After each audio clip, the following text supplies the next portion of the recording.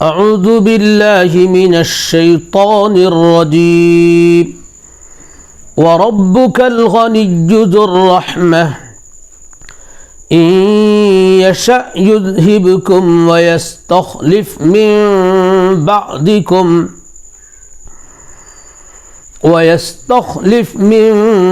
بعدكم ما يشاء كما أنشأكم من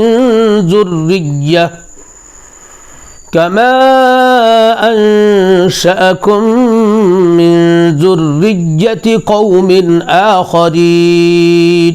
صدق اللہ العظیم۔ اور تیرا رب بے پرواہ ہے، رحمت والا، اگر چاہے تو تم کو لے جائے اور تمہارے پیچھے جسے چاہے قائم کرے، جیسا کہ تم کو پیدا کیا اوروں کی اولاد سے۔ یہ سورہ انعام کی 133 نمبر کی آیت ہے۔ اس آیت میں اللہ تبارک و تعالی نے بہت اہم بات بیان کی ہے کہ اللہ تبارک و تعالیٰ کا دنیا کو پیدا کرنا اور اس میں عبادت کے لیے انسان و جنات کو پیدا کرنا، نبیوں کو بھیجنا ان کی ہدایت کے لیے، ان کے ساتھ کتابوں کو اتارنا، یہ اس لیے نہیں ہے کہ اللہ تبارک و تعالیٰ کسی کی عبادت کے محتاج ہیں۔ اللہ تبارک و تعالیٰ کی اگر عبادت نہ کی جائے تو اللہ تبارک و تعالیٰ کی بڑائی میں، اللہ تبارک و تعالیٰ کی گلوری میں، اللہ تبارک و تعالیٰ کی شان میں کوئی کمی ہو جائے گی، اور اگر عبادت کی جائے تو ان کی شان میں، ان کی بڑائی میں اضافہ ہو جائے گا، بڑھوتری ہو جائے گی۔ نہیں، اللہ کو کسی کی ضرورت نہیں ہے۔ وَرَبُّكَ الْغَنِيُّ، اور آپ کا رب بہت بے نیاز ہے۔ لیکن اللہ تبارک و تعالیٰ بے نیاز ہونے کے ساتھ ہی ذو الرحمہ ہیں، رحمت والے ہیں، کرم والے ہیں۔ اس وجہ سے اللہ تبارک و تعالیٰ نے یہ سارا نظام چلایا، اور جس کو بھی زندگی دی ہے، جس شخص کو، جس قوم کو، جس زمانے کے لوگوں کو، وہ صرف اس لیے دی ہے تاکہ اس زندگی سے وہ قوم، اس زمانے کے لوگ، وہ شخص فائدہ اٹھائے اور یہاں عبادت کر کے اللہ تبارک و تعالیٰ کی بنائی ہوئی جنت میں جگہ بنا لے۔ اللہ تبارک و تعالیٰ اگر چاہیں تو جسے جس وقت چاہیں، یہاں تک کہ کسی زمانے کے تمام انسانوں کو، پوری قوم کو اچانک ختم کر دیں۔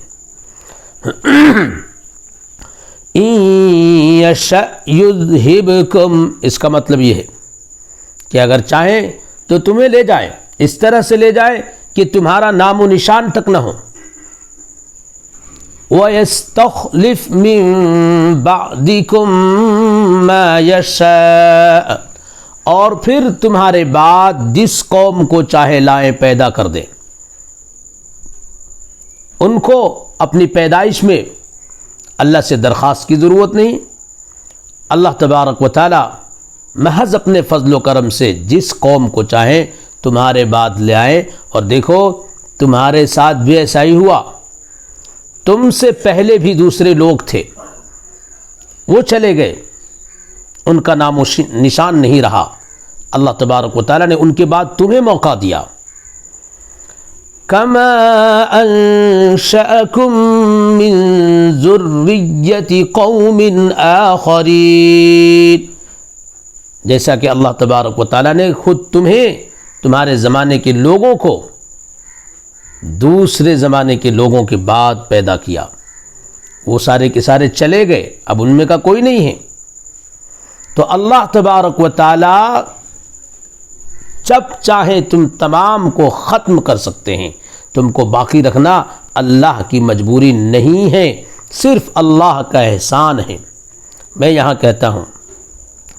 کہ میرے اور آپ کے زمانے میں، میرے اور آپ کے لاڈلے نبی صلی اللہ علیہ وسلم میں مجھے اور آپ کو پیدا کیا جانا، اور مجھے اور آپ کو موقع دینا، زندگی دینا، ہلاک نہ کرنا، یہ بہت بڑا احسان ہے اللہ کا۔ اور میرے اور آپ کے زمانے میں اور اس امت میں جس میں ہم ہیں، نبی علیہ الصلاۃ والسلام کی امت میں ہم سب کا ہونا، نبیوں کے بعد نبی علیہ الصلاۃ والسلام کی امت میں ہونا، یہ سب سے بڑا فخر ہے تمام نبیوں کے مقابلے میں۔ اللہ تبارک و تعالیٰ نے اس امت میں پیدا کیا، پھر صحابہ جیسی جماعت ہمیں دی، صحابہ کے بعد تابعین کی جماعت ہمیں ملی، اس کے بعد علماء کی اتنی بڑی تعداد ہمیں ملی ہے کہ کسی اور نبی کی امت میں اتنی بڑی تعداد علماء کی نہیں رہی ہے۔ مدارس کا نظام اور دوسری جو جماعتیں ہیں جو دین کی ہوا کو آگے بڑھاتے ہیں، دین کی فضا، دین کا ماحول پیدا کرتے ہیں، ہدایت کا سامان اور ذریعہ بنتے ہیں یہ لوگ، یہ جماعتیں، یہ سب اللہ کا احسان ہیں، ہم سب کو قدر کرنی چاہیے۔ ورنہ ہم میں سے جس کو اللہ تبارک و تعالی چاہیں